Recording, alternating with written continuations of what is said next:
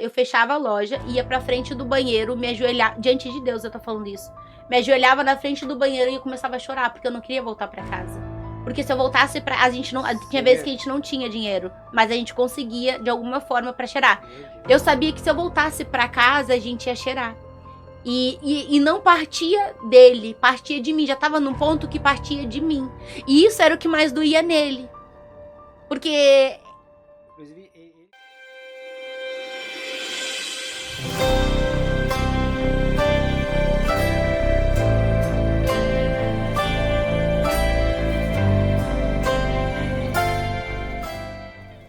Eu mesmo. Você mesmo. Eu mesmo, né? Só que eu queria sair daquele círculo, né? Que parecia que eu saí de um relacionamento, entrava no outro e as coisas não mudavam e eu não conseguia ser feliz sozinha. Então esse era um dos pedidos. Eu lembro que eu botei que eu queria ser liberta da droga, que eu queria sair daquele relacionamento, que eu queria também ser curada emocionalmente. E eu fiz essa 7 terça-feira, a última 7 terça-feira eu assisti online. No ápice que eu tava em casa, aí acabou ali o culto, a gente passou a noite toda lá, virados, e aí eu lendo a palavra, né? Lendo a palavra, e aquilo me dava uma sede, eu não sabia o que era, mas me dava uma sede, eu não tinha vontade de fazer mais nada. Eu lembro quando a gente cheirava na noite, a gente fumava carteiras e carteiras de cigarro, e a gente tava fumando ali e eu lendo a palavra, porque aquilo me dava muita vontade. O que aconteceu?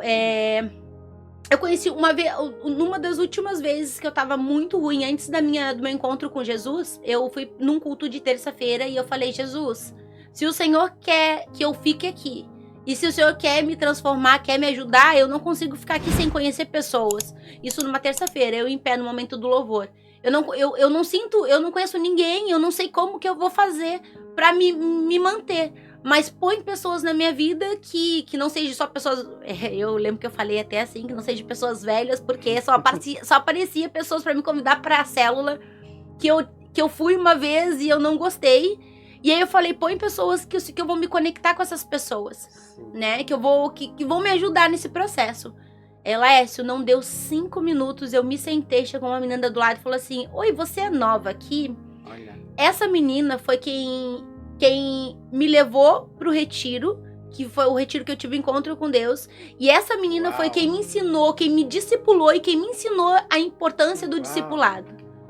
A Bárbara. Eu aprendi o discipulado com ela, porque eu dei muito trabalho pra ela, né? Eu era literalmente a ovelhinha que fugiu, das 99 a que se perdeu. A que fugiu porque eu era muito rebelde, então eu dei muito trabalho pra ela. Mas eu honro a vida dela hoje pelo que ela fez por mim, porque em nenhum momento ela desistiu. E eu aprendi a cuidar de pessoas, de mulheres como ela. Enfim, mas nesse dia ela chegou em mim. Na hora que ela me falou, eu olhei pra ela e falei assim, eu acabei de falar pra Jesus me apresentar pessoas. E você veio e parou e falou comigo. E aí eu peguei contato, ela me pegou meu contato, me chamou depois pra uma célula. Não quis ir, aí depois de um tempo eu fui, né? E aí ela começou... tentar a aproximação comigo, mas eu era bem resistente. Só que isso faltava um mês pro retiro, pro encontro com Deus. Fui numa célula dela e todo mundo falando como que era esse encontro com Deus e tal. E só que eu não me chamava atenção, né? Isso não me chamava atenção porque eu não queria ser crente. Eu queria a bênção, mas eu não queria o abençoador, né? Então eu resisti muito e ela insistiu muito pra mim, pra esse encontro com Deus. Só que eu precisava, eu já tava no ápice da depressão, eu tava muito depressiva, eu não tinha mais vontade de fazer nada. Eu ia no meu serviço, eu era a última a sair do meu serviço, eu trabalhava numa loja de colchão e a dona da loja deixava a chave comigo.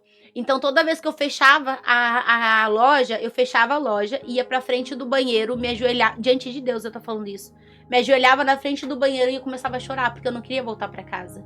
Porque se eu voltasse tinha vezes que a gente não tinha dinheiro, mas a gente conseguia, de alguma forma, pra cheirar. Eu sabia que se eu voltasse pra casa, a gente ia cheirar. E não partia dele, partia de mim, já tava num ponto que partia de mim. E isso era o que mais doía nele. Porque